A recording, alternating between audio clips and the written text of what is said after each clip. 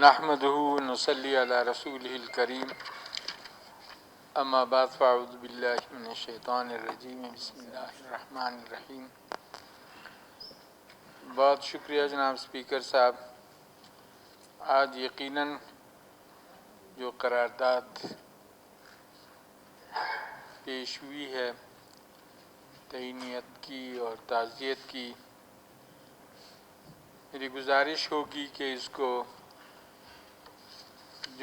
جن حضرات نے یہ قرارداد پیش کی ہے ان کا میں شکریہ ادا کرتا ہوں، ثنا بلوچ صاحب کا اور نصر اللہ زیری صاحب کا، اور جناب سے گزارش کروں گا، ہاؤس سے بھی گزارش کروں گا کہ یہ بلوچستان اسمبلی کی مشترکہ قرارداد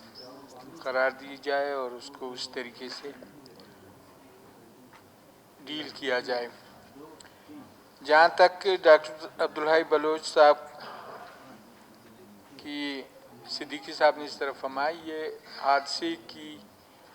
جو موت ہے اس کو بھی شہادت کا درجہ حاصل ہے،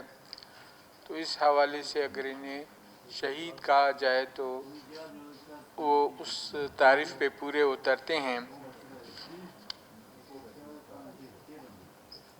ساتھیوں نے ان کی زندگی کے مختلف پہلو اجاگر کیے۔ ہمارا چونکہ ان کے ساتھ بہت، جب ہم اسٹوڈنٹ تھے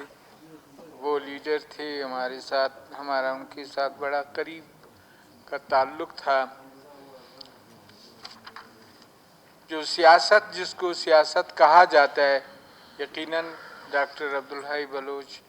اس تعریف پہ پورے اترتے تھے۔ انہوں نے کبھی بھی جاہ و انا کو اپنے پاس نہیں آنے دیا، اور سیاست کی اصل تعریف بھی یہ ہے کہ جو شخص سیاست میں آتا ہے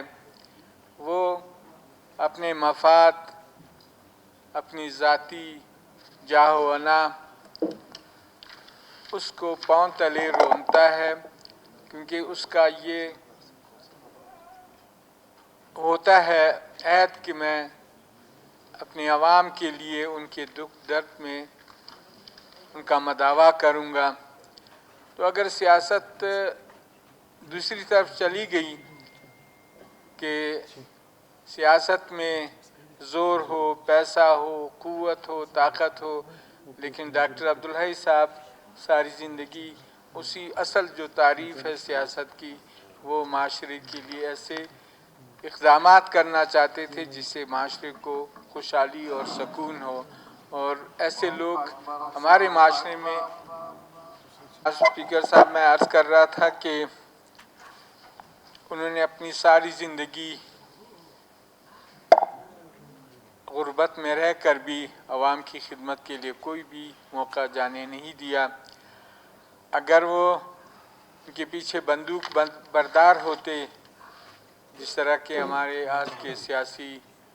ماحول کا اثر ہے، اگر وہ زور زبردستی کرتے تو پھر ایسے پیچھے نہیں جاتے، لیکن چونکہ ان کا ایک جو سیاست کی اصل روح ہے اس پہ چلنے کا ان کا ایک ذہن تھا اور اسی کو چلا رہے تھے۔ لوگوں نے اگر ہم جیسے لوگوں نے اگر ان کی اس حوالے سے قدر نہیں کی تو یہ ہمارا قصور ہے، ڈاکٹر صاحب کا نہیں ہے، کیونکہ وہ سیاست میں اپنی اصلی رخ پہ چل رہے تھے۔ میں دو چیزوں کا یہاں ذکر کروں گا کہ ایک تو ڈاکٹر صاحب نماز قضا نہیں کرتے تھے، جب بھی موقع ملتا وہ نماز کے لیے دوڑتے تھے اور نماز پڑھتے تھے، اور ایک سنت رسول صلی اللہ علیہ وسلم پہ اتنے کاربند تھے کہ اگر آپ اس کو روٹی نہ بھی دیتے تو وہ کھانا کھانے سے پہلے ہاتھ دھوتے اور پھر اس کو صاف نہیں کرتے تھے تولیے سے۔ وہ کہتے تھے کہ یہ پیغمبر صلی اللہ علیہ وسلم کی سنت ہے، چونکہ وہ ہاتھ صاف نہیں کرتے تھے، اس لیے میں بھی اس سنت کی پیروی کرتے ہوئے اسی طریقے سے چلوں گا۔ تو ڈاکٹر صاحب جیسے لوگ ہمارے اس معاشرے میں اب یقیناً ناپید ہیں،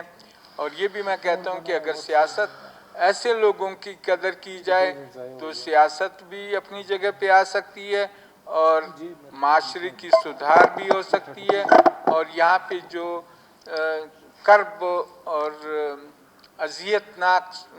زیست ہے اس میں بھی کمی آ سکتی ہے۔ میں اپنی طرف سے، اپنی جماعت کی طرف سے، اپنے ساتھیوں کی طرف سے میں ان کو یقیناً ان کے اللہ سے دست بدعا ہوں کہ اللہ انہیں جوار رحمت میں جگہ دے اور ان کے پسماندگان کو اللہ صبر جمیل عطا فرمائے۔ بہت شکریہ جناب۔ شکریہ ملک صاحب، میڈم